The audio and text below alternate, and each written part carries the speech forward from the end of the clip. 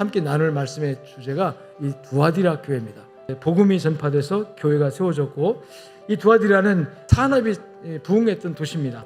이 조합 공동체의 이 산업 활동이 굉장히 활발했다고 합니다.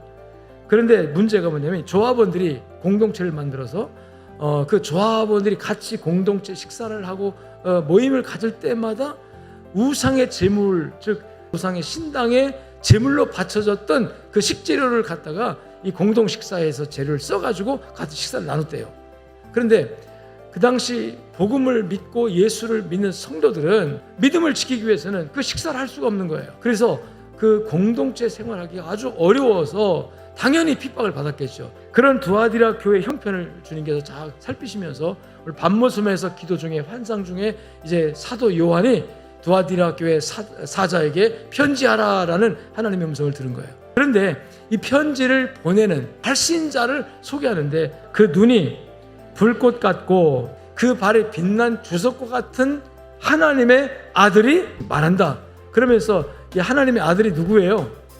예수 그리스도죠. 두루두루 빠진 곳이 없이 다 감찰하시는 분, 살펴서 보는 분이라는 거죠. 불꽃 같은 눈동자로 이렇게 살폈더니 이 성도들의 믿음이 내 사업과 사랑과 믿음과 섬겨 인내를 안오니 내 나중 행위가 처음보다 많도다. 여러분, 처음보다 나중이 좋다는 뜻이에요? 나쁘다는 뜻이에요? 좋다는 거예요. 세상은 당장의 어떤 결과를 중요하게 생각합니다.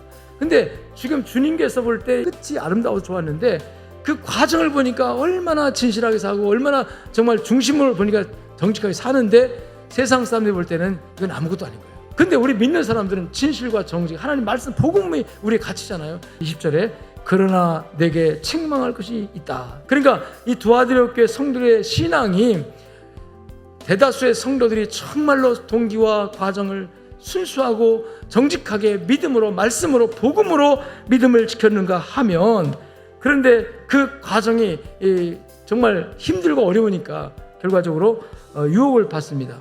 그 유혹한 존재에 관해서 20절 말씀해 보니까 자칭 선지자라는 여자 이세벨을 내가 용납했다. 이 이세벨의 유혹을 떨치지 못했다는 거죠. 구체적으로 이세벨 주의, 이세벨의 유혹이 무엇인가? 첫 번째 답합시다. 은사 위주의 신앙. 이세벨은 자칭 선지자라고 했어요. 하나님이 세운 선지자가 아니라 자칭 선지자라고 했습니다. 그런데 이 이세벨에게 사람들을 현혹시킬 만큼의 어떤 은사가 있었습니다. 하나님께로부터 공급된 게 아니라 자기가 만들어낸 것이거나 또는 사탄으로부터 온 거라면 이건 큰 문제죠. 근데 분별을 어떻게 하느냐 하면 분별은 그 열매로 보는 거거든요.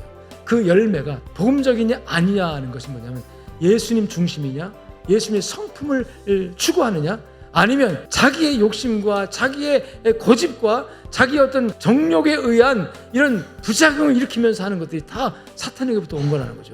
마지막 절 보면은 끝까지 이기는 자라는 그런 말씀이 나오는데요. 결론적인 예수 재림. 그러니까 이 끝까지라는 말은 오늘 사는 여러분들에게도 우리들에게도 해당되는 말씀이에요.